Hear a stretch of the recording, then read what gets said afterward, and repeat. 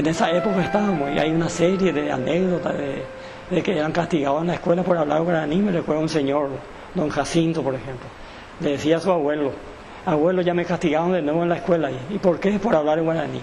No importa, mi hijo, le dijo el abuelo, ¿verdad? Al hombre se le forja, ¿verdad?, como hierro, al rojo vivo a base de golpe, decía, como decía Martín Fierro, decía.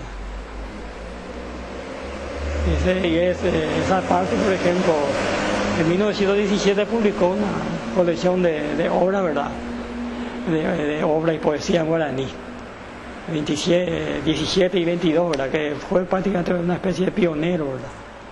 Y más adelante tomó también la parte de escribir sobre lo que podría ser nuestro antepasado, que viene a ser de Puicuera, ¿verdad?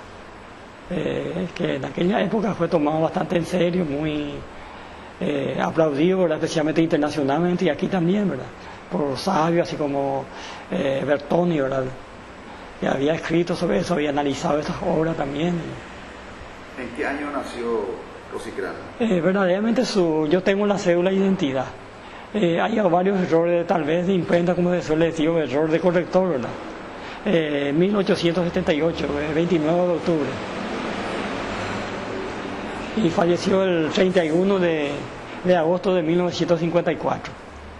Él se había casado en primera anuncia, ¿verdad? María Victoria Merzán, ¿verdad?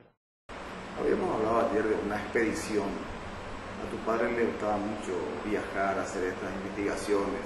Habías hablado de la zona de Gutemí y de... Sí, un bombeo, ¿verdad?, una zona entre Caballero y Gutemí.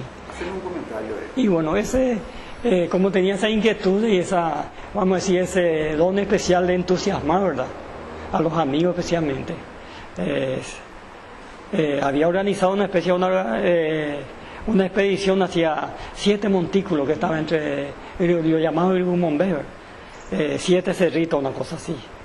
Ahí se fueron, ¿verdad?, con muchos amigos, ¿verdad? Entre ellos, por ejemplo, Guillermo Telbertoni, el hermano menor, que era un entomólogo fantástico, entomólogo, así como Teodoro Rojas, ¿verdad?, que era botánico, y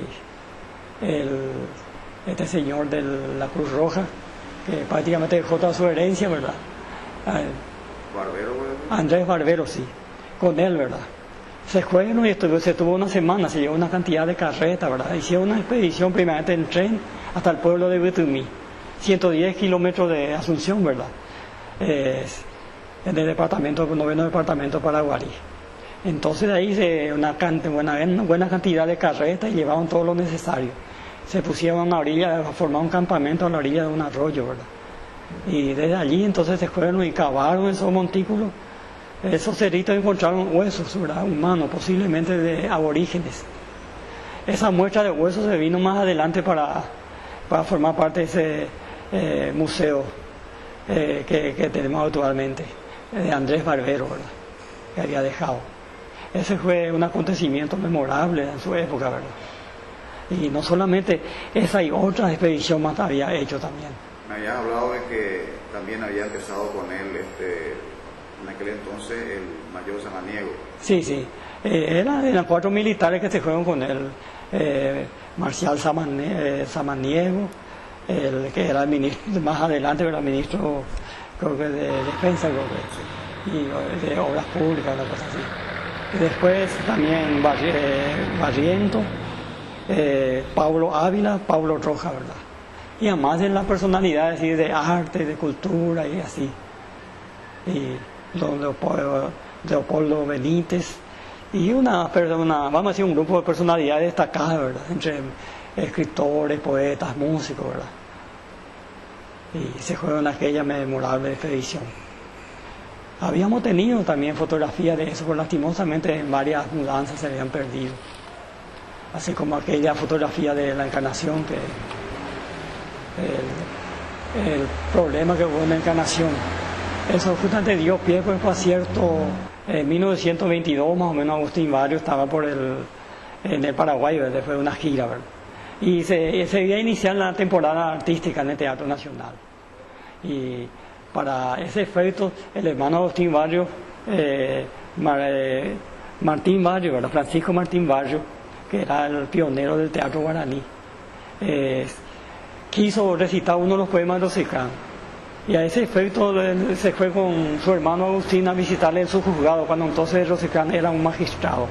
Se encontraron, como eran amigos de juventud, se abrazaron.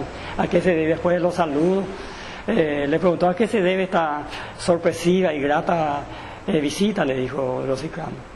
Y en primer lugar ella dice, yo vengo a solicitar un permiso para poder recitar en el Teatro Nacional uno de sus poemas.